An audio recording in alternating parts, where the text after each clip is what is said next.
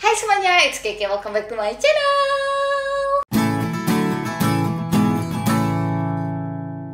Sebenarnya sesusah apa sih untuk dapetin beasiswa LPDP? Nah, sebagai gambaran aja, 2024 ini di tahap 1 kemarin banget udah terdapat sekitar 20.260 pendaftar loh. Sebagai perbandingan ya, di tahun aku pas aku keterima di LPDP 2022, dalam 1 tahun itu terdapat total 12.000 pendaftar, dan di 2023 terdapat 33.000 pendaftar. Yang 20 ribuan itu baru 1 tahap aja di tahun ini. Animunya sebagian besar, dan pastinya kalian yang ngeklik video ini semakin deg-degan gitu, karena kalian ngerasa aduh bisa nggak di gue, bisa nggak. Tenang aja ya, aku akan coba share personal tips dari aku terkait LPDP ini, khusus untuk gimana caranya bikin esai, nulis esai untuk kalian yang mulainya bener-bener dari nol. So ya, stay tune. Jadi kenapa sih harus esai? Ini bayangin aja, misalnya terdapat sekitar 20 ribuan pendaftar ke berbagai macam program. Ada yang S2, S3, dalam negeri, luar negeri gitu. Kalian nih satu orang manusia ya, kalian pengen dinotis sama LPDP, dan bahkan kalau bisa stand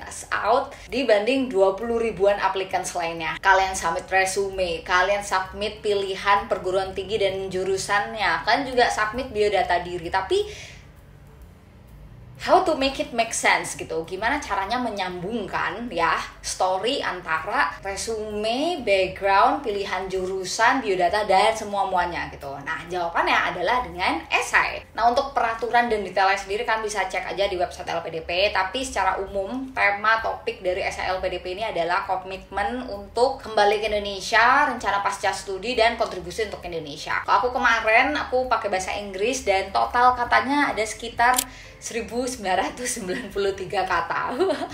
Kita bahas dulu gimana sih sebenarnya cara memulai ya dari awal banget, titik awal banget untuk menghasilkan, menelurkan sekitar 1993 kata ini. Yuk kita bahas. Kalau misalnya orang nulis sesuatu itu berurutan, misalnya nyeritain dulu masa lalu, lalu masa kini, terus habis itu harapan di masa depan. Nah, ini coba kita balik ya prosesnya. Kita bayangkan dulu kira-kira apa sih yang pengen kita lakukan di masa depan untuk diri sendiri dan juga untuk negara. Lalu kita tarik mundur, kira-kira impian ini tuh sesuai dengan background pengalaman kita apa, dan juga kondisi kita sekarang itu udah nyampe progresnya di titik apa untuk mencapai mimpi tersebut gitu. Kalau misalnya masih buntu aja, belum tahu kalian mau ngapain, caranya adalah ya kalian coba ngelakuin data review aja. Nah, data review sendiri tuh bisa internally atau externally. Dari segi review data internal, kalian bisa lihat kembali kira-kira background keluarga kalian, background suku, komunitas kalian. Kalian juga bisa review pekerjaan, volunteering, organisasi, pencapaian, prestasi riset yang pernah kalian lakukan. Semuanya kalian coba tulis dulu satu-satu. Nah, habis itu kalian coba bayangin, inget-inget kembali kira-kira ada nggak sih momen pivotal dari pengalaman-pengalaman ini. Ada momen yang menginspirasi atau enggak, ada momen yang menurut kalian mengubah cara kalian melihat sesuatu, atau bahkan mungkin ada juga momen yang bikin kalian itu merasa ada sesuatu yang perlu diperbaiki, perlu diimprove. That's why you apply for LPDP. Kalau masih buntu aja, kalian bisa coba lakuin data review secara eksternal, observasi kira-kira ada riset-riset apa atau jurnal-jurnal apa yang menarik. Waktu itu aku suka baca kayak McKinsey Report atau BCG Review, Harvard Business School Review, dari Jakarta Post itu juga bagus. Terus juga selain observasi secara online kayak gitu, kan bisa mulai ngobrol sama penerima beasiswa LPDP yang mungkin udah kuliah atau bahkan udah lulus, sharing-sharing pengalaman mereka. Atau kalian juga ngobrol sama tokoh-tokoh yang menurut kalian inspiratif di kantor, di organisasi, di kampus, dan lain-lain yang mungkin kalian dari situ bisa menemukan aha moment kalian gitu. Nah, sebenarnya apa sih yang mau kita cari dari proses-proses ini? Yang kita cari itu adalah masalah, dan masalah ini harus autentik gitu. Emang dari sesuatu yang kalian sungguh-sungguh minati atau sungguh-sungguh perhatikan gitulah. Jangan sampai kalian mengada-ada atau diada-adai. Kenapa harus autentik? Ya biar kita bisa stand out tadi. Orang kerasa kok kalau misalnya ini cuman kopas-kopas doang, atau ini sebenarnya cita-cita orang lain tapi kelihatan bagus, ya udahlah ditulis aja di esai. Orang tuh pasti bisa baca karena dia dalam 1 semester aja, dalam 1 tahap dia udah baca 20 ribuan esai. Bayangin, jadi udah hafal apa gitu.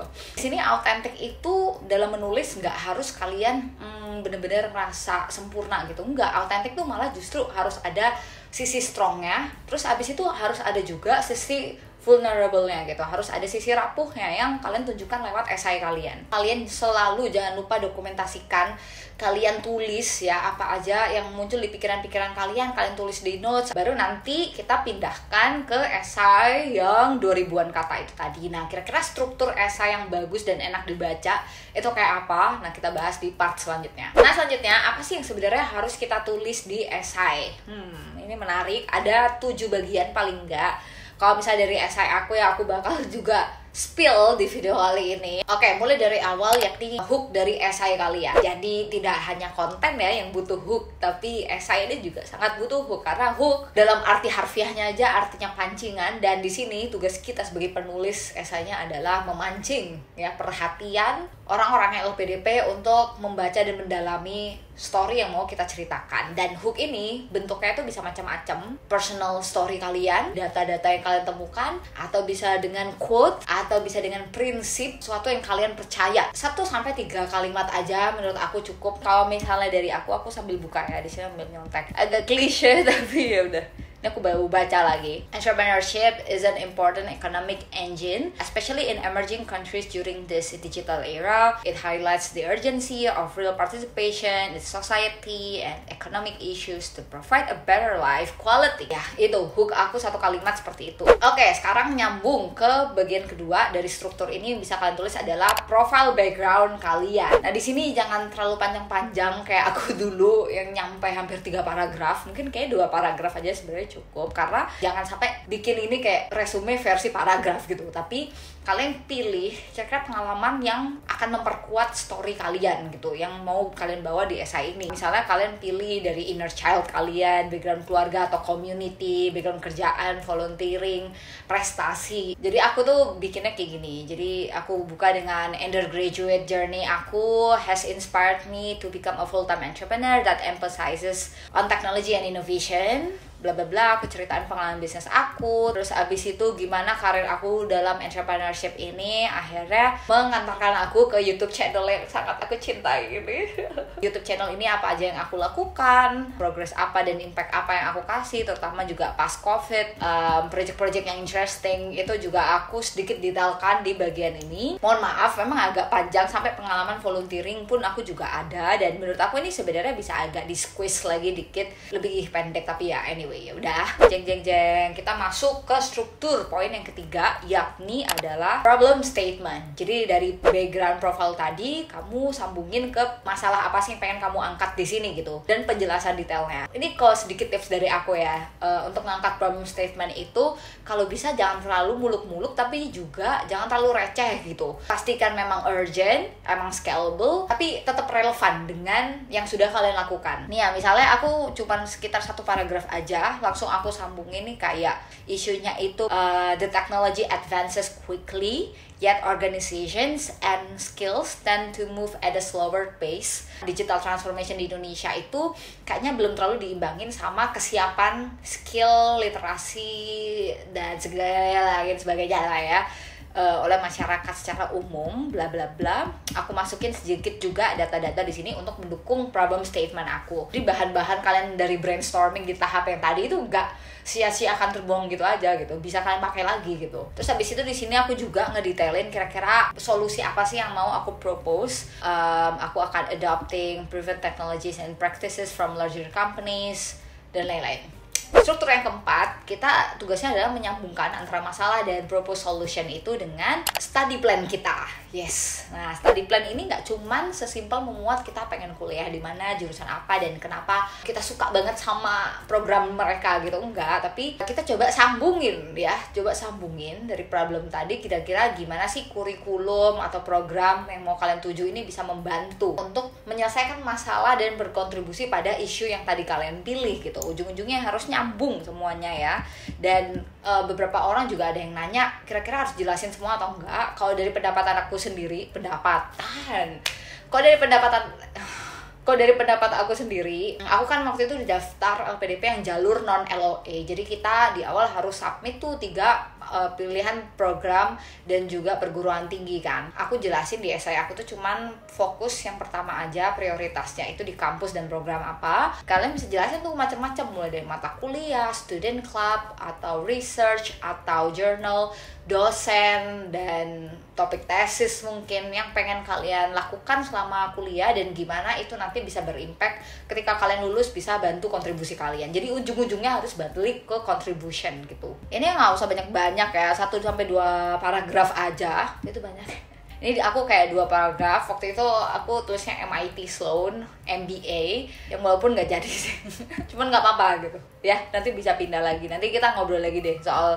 teknis itu. Struktur yang kelima, poin kelima itu adalah kalau misalnya LPDP mau bayarin kamu sampai lulus kuliah, kira-kira kamu lulus mau ngapain dan mau berbuat apa buat Indonesia. Nah ini harus detail, nggak cuman bilang aku akan berguna buat Indonesia, aku akan berkontribusi untuk bidang ini.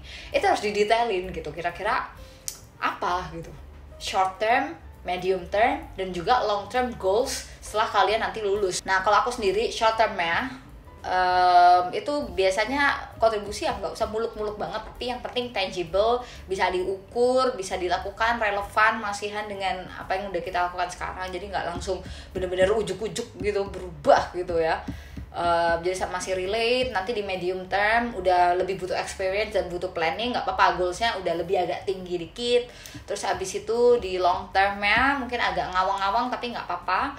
Kalian masukin sesuatu goals yang menurut kalian juga scalable, jadi nggak terlalu rendah juga, tapi juga nggak ketinggian juga. Nggak harus juga menjadi menteri atau jadi dosen atau jadi apa gitu, nggak harus. Just be authentic to yourself. Alhamdulillah aku udah buka program mentorship di tahap 1 2024 LPDP kemarin.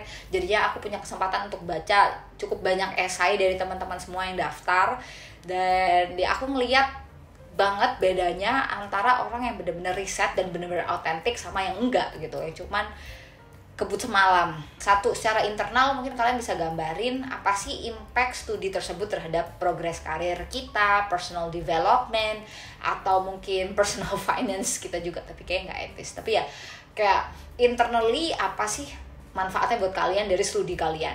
Di sisi lain externally kalian juga jelaskan, tambahkan kira-kira nanti studi ini akan membantu meningkatkan potensi kemajuan industri ini didukung dengan data ini, atau ternyata bisa melakukan pemberdayaan untuk rural area, untuk negara dan lain sebagainya. Jadi ada impact internal, ada impact eksternal. Nah yang ketujuh harus masukin closing statement, dan closing statement ini bisa sebagai kesimpulan dari semua esai kalian yang kalau bisa berhubungan sama hook yang kalian angkat tadi. Closing statement tuh kalau bisa yang gitu ya, gitu.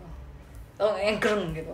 Pursuing master degree with LPDP scholarship is one of my stepping stones to exponentially increase my contributions to Indonesia's economy, tourism, and society. Beberapa poin hal penting lainnya di luar struktur dan cara menulis. Yang pertama, aku kan tadi selalu mention be authentic, be authentic, be authentic. Dan sifat lainnya yang menurut aku penting yang harus di-show dari tulisan kalian tuh adalah gimana kalian benar-benar yakin dengan apa yang kalian tulis. Dari penggunaan kata itu bisa kelihatan loh, kayak I plan to versus I will bla bla bla bla, itu udah beda. Jadi di esai aku sendiri aku banyak pakai kayak I will bla bla bla. Penyampaiannya lugas aja, concise, nggak harus panjang kali lebar. Habis itu yang nggak kalah penting yang kedua adalah selalu lakukan proofreading dulu.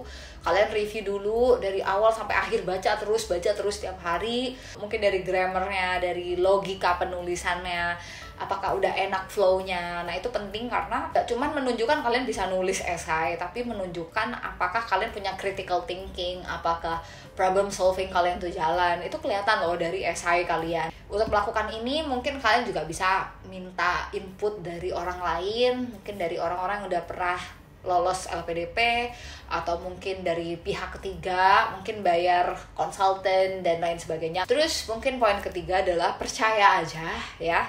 Karena kita udah berusaha mungkin berminggu-minggu bahkan berbulan-bulan untuk nulis esai dan komponen pendaftaran lainnya yang juga tidak kalah penting. Setelah itu udah lepaskan aja. Kalau misalnya masih belum dapet, it's not your fault.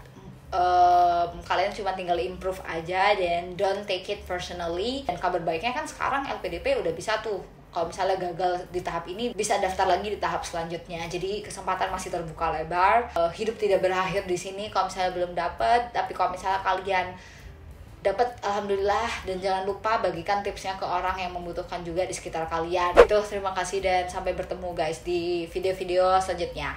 Bye.